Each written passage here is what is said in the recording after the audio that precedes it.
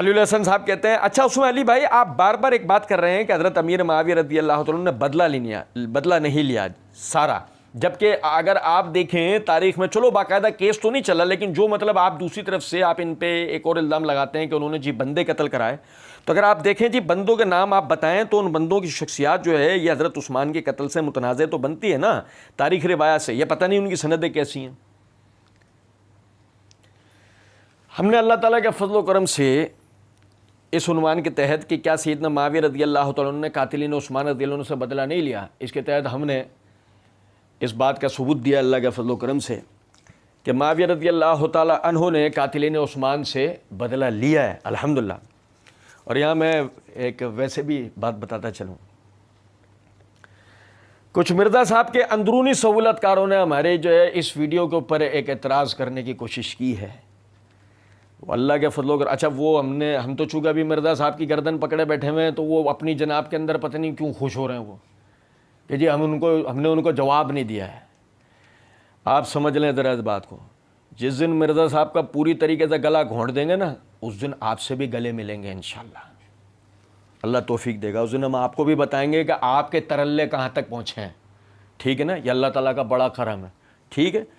अच्छा जी, कहते हैं कि वो जी आप भी कहते हैं उन्होंने बंदे कत्ल कराए, तो फिर इस एतबार से तो सैयदना उस्मान के कत्ल में मुलव्विस होने से उनकी शख्सियत तो मुतनाज़ बनती है ना। आप पता नहीं उनकी सनद। अब मिर्ज़ा जी ने कहा नहीं, तो अली हसन ने फ़ौरन रोकेगा तो क्या पता वही इंतकाम ही लिया हो उन्होंने।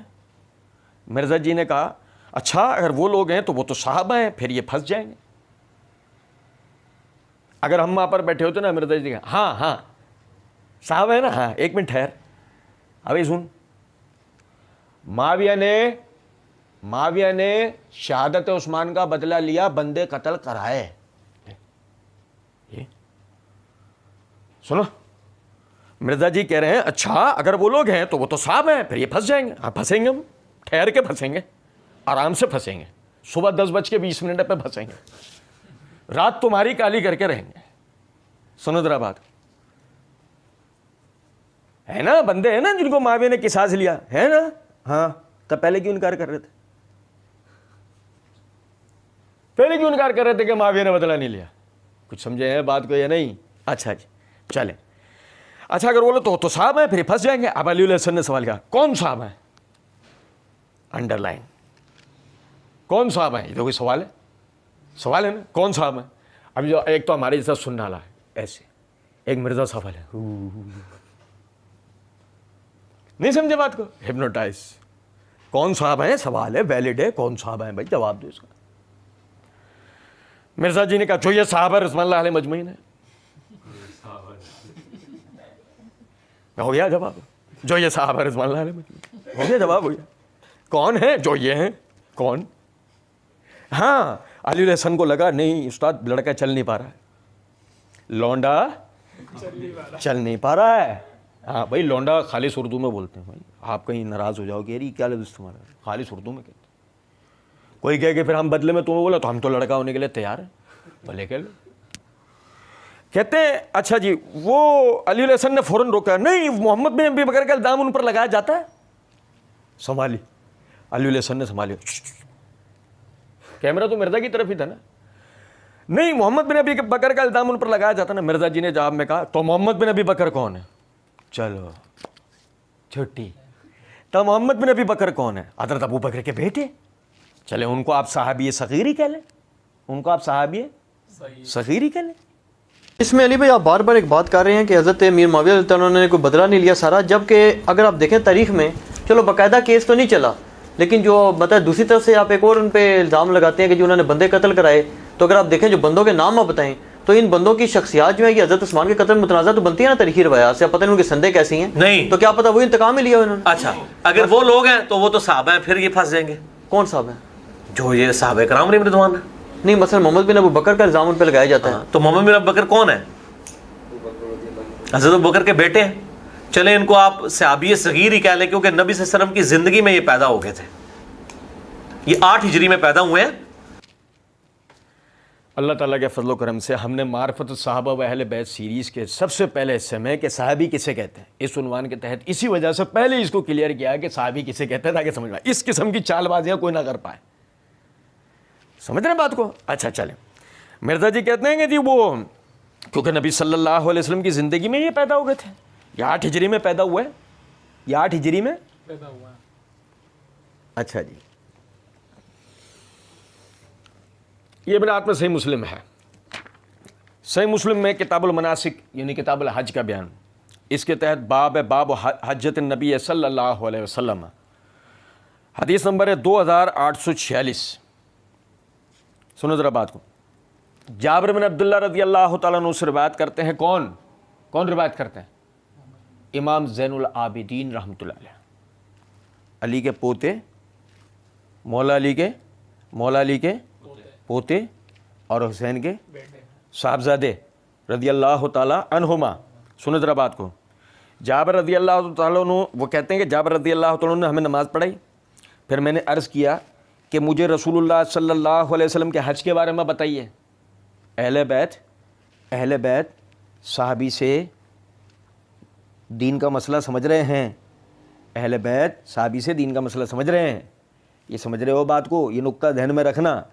और कहते हैं कि हमने हज़रत जाबिर ने हमें नमाज़ पढ़ाई, फिर मैंने अर्ज़ किया कि मुझे रसूलुल्लाह सल्लल्लाहु अलैहि वसल्लम के हज के बारे में बताइए। हज़रत जाबिर ने अपने हाथ से 9 का इशारा किया और फरमाया कि रसूलुल्लाह सल्लल्लाहु अलैहि वसल्लम 9 साल तक मदीना में रहे और हज नहीं किया। 9 साल तक मदीना में रहे और हज नहीं किया। फिर 10वें साल ऐलान किया गया कि रसूलुल्लाह सल्लल्लाहु अलैहि वसल्लम हज को जाने वाले हैं। चुनांचे मदीना मुनव्वरा में बहुत से लोग जमा हो गए और वो सब लोग रसूलुल्लाह सल्लल्लाहु अलैहि वसल्लम की इत्तिबा करना चाहते थे और रसूलुल्लाह सल्लल्लाहु अलैहि वसल्लम के साथ हज पर जाना चाहते थे ताकि हज के अफ़ाल में आपकी इक्तिदा करें। हम सब लोग आपके साथ गए। जब ज़ुल्हुलैफ़ा पहुँचे तो अस्मा बिन्त उमैस के यहाँ मोहम्मद बिन अबी बकर पैदा हुए। अभी सुने ज़रा बात को।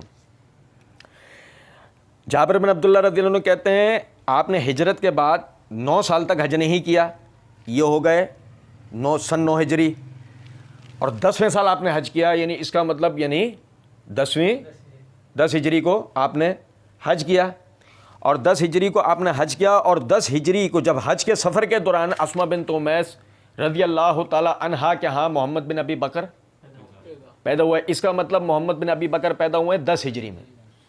सही मुस्लिम के हदीस से साबित हुआ कि मोहम्मद बिन अबी बकर कब पैदा हुए हैं? 10 हिजरी। अब मिर्ज़ा जी ने उनको 8 हिजरी में पैदा क्यों करवाया? कुछ समझ में आ रही है बात या नहीं? ताकि किसी तरह उनका सहाबी सगीर होना वो साबित कर सकें 8 हिजरी में पैदा करवा के। लेकिन चलें, मसला इससे नहीं है, मसला इससे है खुद मिर्ज़ा साहब क्या कहते हैं, मुदई लाख पर भारी है गवाही तेरी।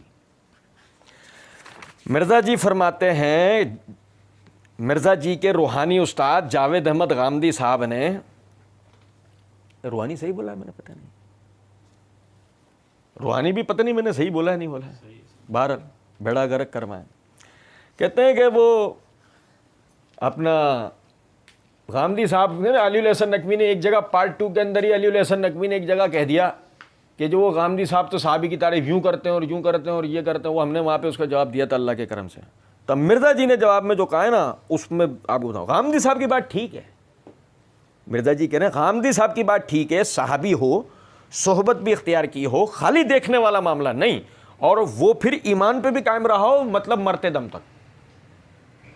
तो गामदी साहब की बात ठीक है, सहाबी में सोहबत भी की हो, खाली देखने वाला मामला नहीं, और फिर वो ईमान पे कायम भी रहा हो, क्या मतलब मरते दम तक। साहबी हो और उसने सोहबत इख्तियार की हो, खाली देखने वाला मामला नहीं हो। अब समझे ज़रा इस बात को कि अगर मोहम्मद बिन अबी बकर 10 हिजरी के अंदर पैदा हुआ ज़िल हज्जा में और रबीउल अव्वल 11 हिजरी को आप सल्लल्लाहु अलैहि वसल्लम का इंतकाल हो गया, जिसका मतलब ये हुआ कि मोहम्मद बिन अबी बकर आपके इंतकाल के बाद 3 महीने के थे, तो देखने का मामला भी हो सकता है।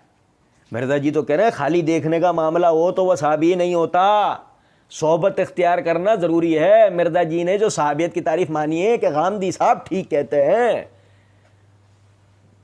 लेकिन आपको पता है कुछ ऐसा लगता है कि कौम शुएब पर जब अज़ाब आया तो कुछ लोग बच के निकल गए होंगे, वो मिर्ज़ा साहब के आबा व अजदाद होंगे।